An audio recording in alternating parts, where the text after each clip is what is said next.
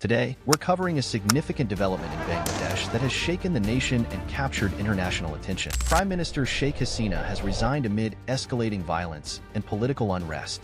Here's what you need to know. Bangladesh Prime Minister Sheikh Hasina, aged 76, announced her resignation on Monday following a surge of violent protests that have left over 300 people dead.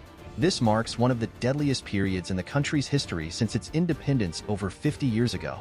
Since July, Bangladesh has been engulfed by widespread protests and violence. Hundreds of thousands of students took to the streets initially to oppose the reserved quotas in government jobs.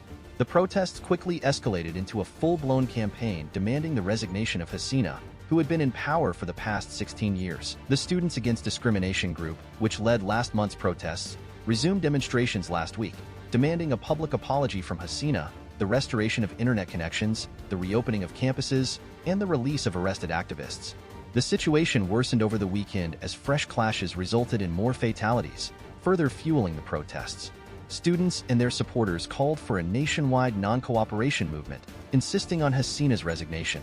So, why did the protests demand Hasina's resignation?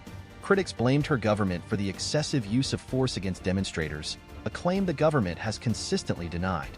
Hasina's administration initially dismissed the involvement of students in the violence, attributing it instead to opposition parties and alleged terrorist activities.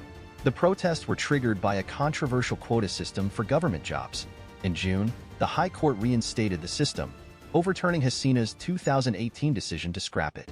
The Supreme Court later suspended the High Court order, demanding that most jobs be filled based on merit. This decision came against a backdrop of economic challenges, including high youth unemployment and a stagnating economy.